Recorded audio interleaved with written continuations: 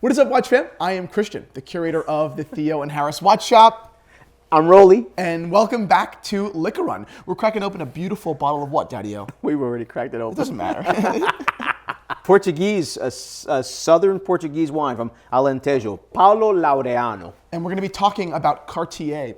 Two things. What the allure is all about. Everyone knows I'm a big Cartier fan. And two, really, how if you're interested in being, a little classier, a little 20th century, that there's a Cartier for everybody. Like, there are so many different personalities in the brand, and I want to just talk about them for a second. So let's do it. Let's do it.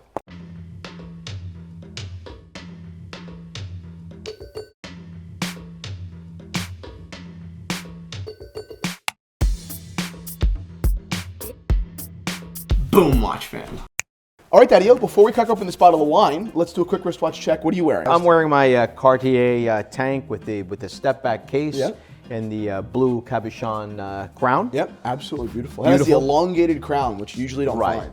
Cartier has a really weird history. I'm not sure how much you know about it, but the company, was owned by, basically three different individual, producers, right? Mm-hmm. It was London, New York, and Paris, and all of those three different, houses had different style. So the Cartier company, particularly in respect to watches, is very different. All these different watches and these very inconsistent. So anyway, those are some of my favorite types of models. I love this watch. I'm not wearing a Cartier, but I'm wearing a Cartier I'm wearing a watch that is often mistaken for Cartier.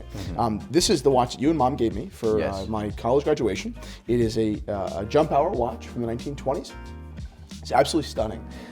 Many people think that it is a Cartier because Cartier introduced the Tank Guichet that was famously worn by, I believe, Duke Ellington. Okay. Anyway, that's a very famous watch, so everyone thinks this is that. That watch is $50,000, $100,000. This watch is not, but it's absolutely lovely. One of my favorite things to wear. That's right. In fact, it caught Daniel Boulud's eye. It did, right? At Restaurant Daniel. Yep. And he took it off your wrist and played with it. Yeah, he loved it. He was like, what do you bond with a guy like that about? It's nothing to bond about. And he was like, oh, c'est magnifique. We hung out. Right. I go, he's wearing a Zenith Daytona. It's pretty cool. That's right. That's right. That's what he was wearing. That's right. Anyway, all right. Let's crack open this bottle of wine and get into it. All right. So we're going to have a Portuguese wine. We haven't had a Portuguese wine in a while. But before I even tell you a little bit about this wine, a big shout out to my good friend, our good friend, Henry Heringsma, Hank Heringsma, who's just a tremendous gentleman and friend. Yep. And he gave us this bottle, so I'm excited to try it. Great. This is a blended wine. Yep. What's the blend?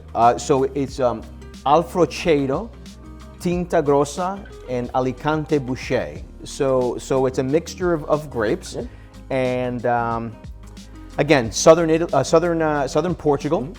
Mm-hmm. And by the way, I many years ago I had a chance of driving from the southern tip of Spain, across the border, and travel the entire Alentejo towards Lisbon. Yeah. And it is one of the most spectacular landscapes you ever want to see. Well, you guys did a boys trip. We did a boys trip. That's right. And we caught some soccer games in between, but we did some serious driving through the countryside. And the best story. So we ate so much in Portugal that I legitimately gained about 10 pounds in 7 days. so much so that when you guys went to pick us up at the airport, you drove by me because you didn't recognize me. My mom drove by him, I had no idea. He's like, that looks like a fat Rolando. Obviously not my husband, but it looks like someone else. Yep. So thank you, Portugal. Paulo Laureano. Mm-hmm. This is an estate-grown, estate-made wine. So they're growing their grapes and they're bottling. Mm-hmm. So they're doing everything on their, in their vineyard. Wow.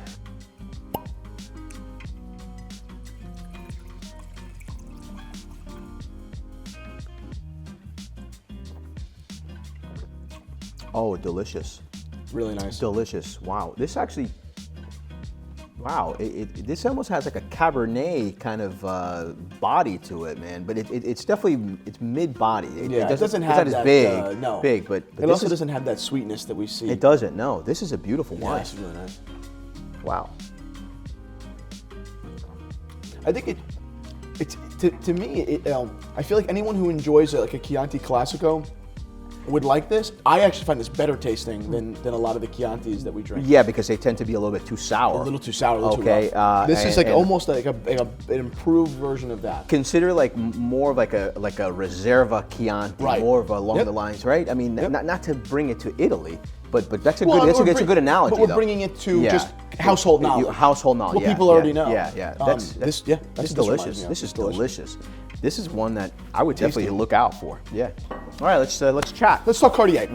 So to give you a little bit of history, I was, I was just talking about this last week because we actually listed, as you know, a jumbo, an oversized 1970s automatic Tank Louis in the store, right? So I'm fresh on my Cartier history.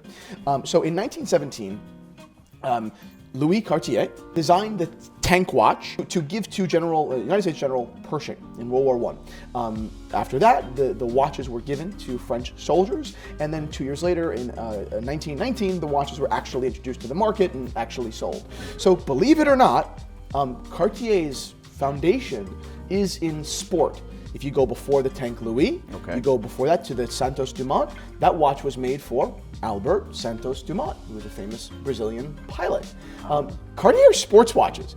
And I know that's weird because we have a different idea of what sport means today or what masculinity is today. I think that in 2019, or 2020, not 2020 yet, but you guys are seeing this in 2020. Today the idea is a little bit less specific. What it means to be masculine is less specific than it was 10 years ago, which definitely works for people like us who tend to have just a little bit more of a, I don't know, kind of classic side. Yes. I didn't really come from a hyper-masculine, bodybuilding family. That being said, that's the brand's heritage. Now today, while an enormous house, they're looked at as, feminine. Many men would say, Cartier, it's like a girl's watch. You give one to your wife. Yeah. Totally untrue. Right. I've said, if Muhammad Ali, the biggest, baddest guy in the world, can wear one, so can you. Yes. It's like when people say, the date 8, is the 36 millimeter date 8 good enough, big enough for me? I said, Tony Soprano wore one. Again, the biggest, baddest guy. If he could pull it off, you can too. You can, no doubt, no doubt. So the conversation, which we'll get into now, is really educating people on all of the models in the Cartier line and saying, really, there is one for you. Now, segue into your story. You love Cartier. I do. But had a difficult time with him for many reasons. So tell your story. Yeah, so I've been a Cartier fan for ages. High school, college, etc. I think my first exposure to Cartier really was through my cousin. And it wasn't by way of a watch, it was by way of the cologne. And so I recall that he had the Cartier, it was like the Santos. The Santos cologne. And I remember looking at the bottle because it had like this gray, it looked like the watch, it looked like a Tank watch. Right.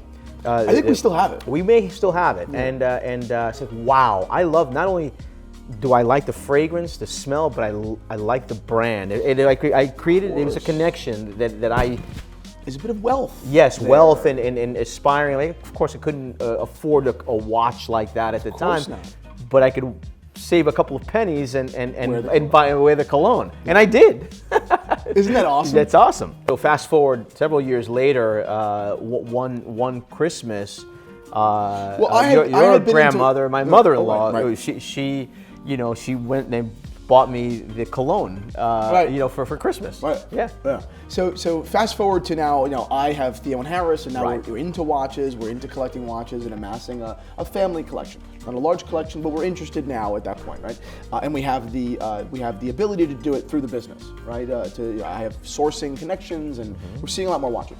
So he had said to me a couple of times, hey, I really love Cartier, blah, blah, blah. I would show him a Cartier and he'd say, geez, it's for me, and he is a classic guy, right? Because it's just a little too small. And the watches are small with 30 millimeters, We're large, all things considered, but still they're small watches, right? Yes.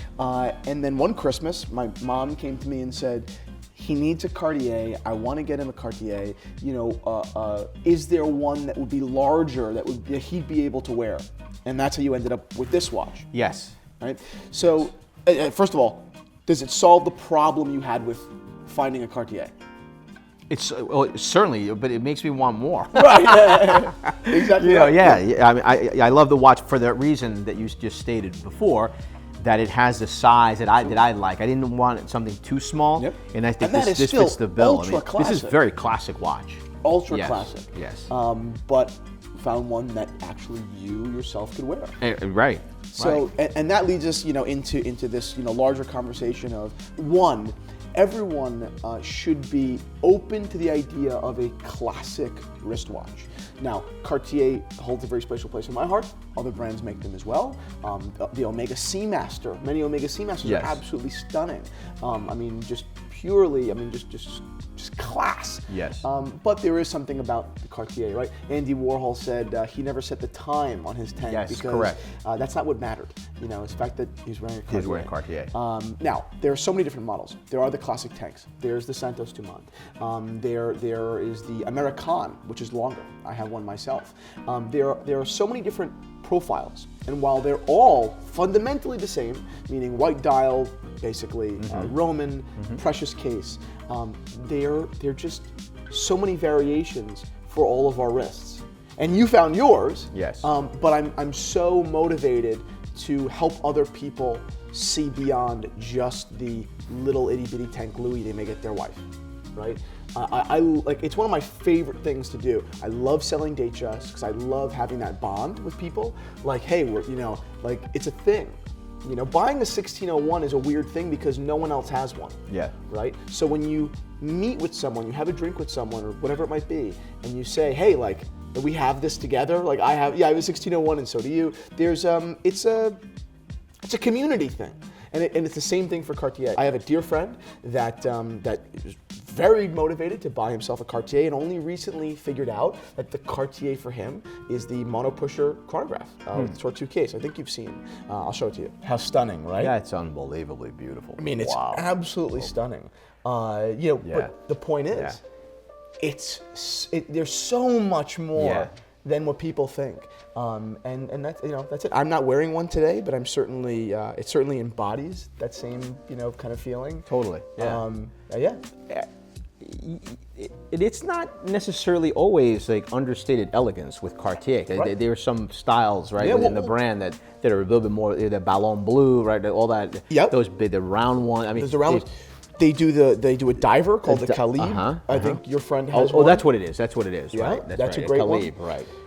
Think about Gordon Gekko. Yes. Right. That wasn't classic. No, that it wasn't wasn't. classy. No. That was Santos Galbee, right. gold on gold, 80s right. blend. That's right. The brand has, while fundamentally the same, a lot of different personality. Yeah. And that's so interesting. Right.